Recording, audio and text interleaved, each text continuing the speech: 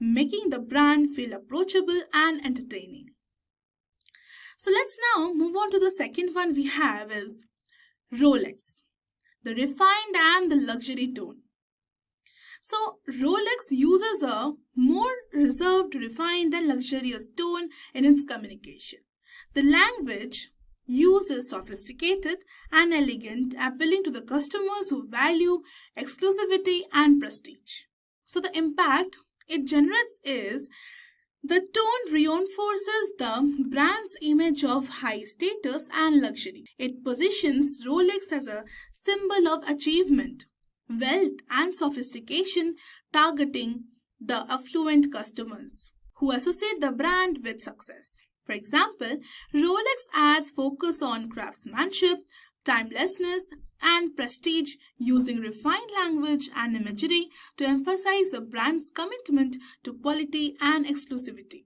So words like precision and craftsmanship resonate with the customers who see owning a Rolex as a status symbol. So then, let us understand why the tone of voice matters. So let us now understand this with the help of some key points. The first one is the emotional connection. So the tone helps forge an emotional connection between the brand and its audience. For instance, IKEA's friendly and approachable tone makes it relatable and inviting, while BMW's tone conveys a sense of premium quality and driving excitement. So then we have consistency. So maintaining a consistent tone across all the communication is crucial. A brand's tone should reflect its core values and personality consistently across all the touch points. So whether it's on social media, advertisement, or customer service interactions. Then we have brand perception. So the tone of the voice influences how the brand is perceived by the target audience. A funny casual tone might appeal to the younger generations, while a formal and authoritative tone might resonate with a more matured or a professional audience. So let's now understand this with the help of some real life examples. Consider Nike and its "Just Do It" slogan. The tone here is motivational, encouraging action and perseverance. So this tone aligns with Nike's brand as a promoter of the athletic performance and achievement. The brand's language, so whether in ads or social media posts, continues to inspire customers to push through their limits. On the other hand, Apple uses a tone that is simple, aspirational and elegant. Their messaging is often minimalistic, focusing on the beauty and the innovation of their products. The tone reflects the brand's commitment to the clean design and the cutting-edge technology. So let us now move on to the next chapter. Welcome back, guys, to this next chapter. So let's kick things off by talking about types of brand management. So the first one we have is corporate branding. So corporate branding is all about shaping the identity of the entire company, not just one product or service. So think of it as a big umbrella that covers everything under a single brand. For example, we have as Virgin is a fantastic example of corporate branding. So whether you're flying with the Virgin Airlines, using Virgin Mobile, or even taking a trip to the space with the Virgin Galactic, the overarching brand message is the same: adventurous, bold, and fun. The Virgin brand conveys these values across all its services and business, which means no matter what you're experiencing, you know you're getting the same spirit of innovation and excitement. The benefit here is that everything the company does is linked to one big, consistent image. It helps build trust because customers know that they can expect the same experience no matter which part of the company they are dealing with. So let's now move on to the next one, that is product branding. So now let's talk about this. So product branding is when a company creates distinct brands for different products even though they all fall under the same company umbrella. The goal is to make each product feel like its own identity, appealing to the different group of customers. For example, take Coca-Cola. They have created separate brands for products like Coca-Cola Classic, Diet Coke, and Coca-Cola Zero. Even though all these drinks come from the same parent company, each one has its own branding and targets a different group. So Coca-Cola Classic is for the people who love the original taste. So Diet Coke appeals to those looking for a low-calorie option. So Coca-Cola Zero targets those who want zero sugar but still crave the taste of Coke. It's all about appealing to specific tastes and needs while still keeping everything under the Coca-Cola umbrella. So next up we have got another one, that is service branding. So this one's a bit different because instead of focusing on a physical product, you are branding the experience itself. So service branding is all about how a customer feels when they interact with your company.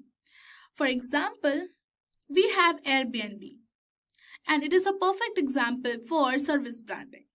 So Airbnb is not just about booking a place to stay, it's about the feeling of belonging anywhere in the world. So whether you're staying in a chic apartment in Paris or a cozy cabin in the woods, Airbnb's brand is all about creating memorable, personal experience that make you feel at home wherever you go. So it's not just a service, it's an experience that connects emotionally with the customers. So then we will move on to the next one, that is something a little more personal, that is personal branding. So this is all about you as a person building your own brand. It's how you present yourself to the world, especially if you are in a public facing role or an entrepreneur. Then we have a perfect example. Oprah Winfrey is a perfect example of personal branding done right. So everything she does, whether it's a TV show, her magazine, or her philanthropic work, reinforces her brand, that is trust, empowerment, and inspiration. She's built a personal brand around helping others live their best lives, and everything she touches reflects their core values. So when you build a personal brand, you are really shaping how people perceive you and what you stand for. And just like any brand, consistency is always the key. Oprah didn't just become a household name overnight. She worked on building and maintaining that image for years, and it's all about staying true to your message. Now let's talk about employer branding. So employer branding is all about how your company is viewed as a place of work. It's not just about attracting customers, it's about attracting the best employees. So look at Google. Their employer brand is so strong that people are constantly trying to work there. They have built a reputation as an innovative, creative, and a fun workplace. Perks like flexible work hours, free meals, and a culture of creativity are all a part of Google's employer branding. So by cultivating a work environment that reflects their values, they attract people who are passionate about technology and innovation and who want to be a part of their company that values collaboration and creativity. So employer branding is a key because in today's competitive job market, talented professionals are looking for companies that align with their personal values. So if you have a strong employer brand, you will not only attract great talent but also retain it. So let's now move on to the real life example. So let's put all this into one perspective with a real life example. That is, Nike is a prime example of how branding can work across different strategies. So Nike's corporate brand is all about inspiring athletes around the world to achieve the greatness. They don't just sell shoes, they sell the idea of pushing yourself to be better every day. The message runs through all their products and marketing campaigns. But when you look at Nike Air, that product has its own brand identity, targeting the athletes who want the top performance, while the Nike Free line focuses more on the comfort and the flexibility. Nike also uses service branding with apps like the Nike Training Club, where the focus is on creating a personalized, workout experience that motivates and help people improve their fitness.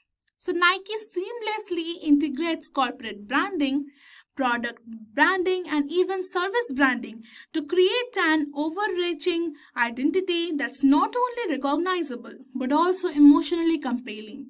So each of these strategies help companies manage their brand image, connect with different audiences, and stand out in the competitive markets. So, whether you are running a large corporation or building your own personal brand, understanding these approaches is the key to creating a strong and recognizable presence. So, let's now move on to the next chapter. Alright, let's get into one of the most exciting parts of branding. So, how brands grow? It's all about the brand strategies. It's all about how companies can expand their market presence, keep their customers loyal, and find new ways to make money.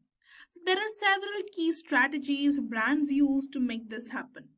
So, let's explore each one and see how they work in the real world. So, let's start with the two strategies that are often confused with the brand extension and the line extension. So, brand extension is all about when a company takes its established brand and introduces a new product or a service in a different category. So, the goal here is to leverage the trust and the recognition the brand already has and expand into a new market. But the line extension is when a company introduces variations of an exciting product like new flavors, sizes, or formulations.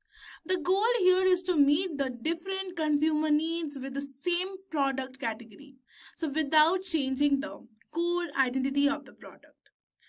So then again coming back to brand extension, how that works. So take Apple for example. So they started with computers and then over time they expanded their brand to include smartphones, tablets, and wearables like the Apple smartwatch. When Apple launched the iPhone, they didn't need to start from the scratch. Their brand was already associated with quality, design, and innovation. So when people saw Apple releasing new products, they trusted that the same quality would carry over. But then coming back to line extension, we will take the example of Coca-Cola.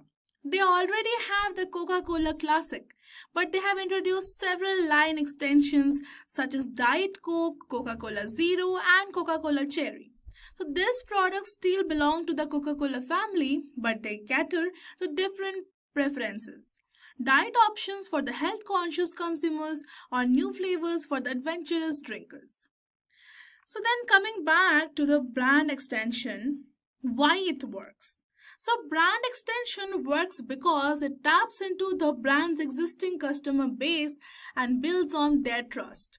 So the customer already trusts Apple's design and performance. So they are more likely to try out their new products like the iPhone or the Apple Watch. So essentially the brand gets to expand new markets,